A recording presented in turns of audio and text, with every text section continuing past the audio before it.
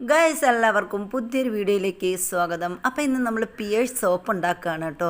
നല്ല കസ്തൂരി മഞ്ഞളിൻ്റെ ഫ്ലേവറിലുള്ള പിയേഴ്സ് സോപ്പാണ് നമ്മൾ ഉണ്ടാക്കുന്നത്. അതിനു വേണ്ടി നമ്മളിതാ വൃത്തിയാക്കി കസ്തൂരി മഞ്ഞൾ ചെറുതായിട്ട് അരിഞ്ഞെടുത്തിട്ട് മിക്സിയുടെ ജാറിൽ വെച്ച് അരച്ചെടുത്തിട്ടുണ്ട്. ഒരു തുള്ളി വെള്ളം പോലും നമ്മളിതിൽ ചേർത്തിട്ടില്ല. ഇത് നമ്മൾ എന്നിട്ട് ഇതിൻ്റെ ഈ ഒരു ചാറ് ഇങ്ങനെ പിഴിഞ്ഞെടുക്കുകയാണ് ചെയ്യുന്നത്. അപ്പോൾ നമ്മൾ ചാറെല്ലാം പിഴിഞ്ഞെടുത്ത് കഴിഞ്ഞു. ഇനി നമ്മൾ ഡബിൾ ബോയിലിംഗ് ചെയ്യുന്നത്. തിളച്ച് വന്നിരിക്കുന്ന വെള്ളത്തിലേക്ക് നമ്മൾ സോപ്പ് ബേസ് അലിയാനായിട്ട് വെച്ചിട്ടുണ്ട് കേട്ടോ. അത് നന്നായിട്ട് അലിഞ്ഞു. അതിലേക്ക് നമ്മൾ ആ മഞ്ഞൾ ചേർത്തപ്പോൾ കണ്ടു അടിപൊളിയായിട്ട് എന്തൊരു റെഡ് കളറായി.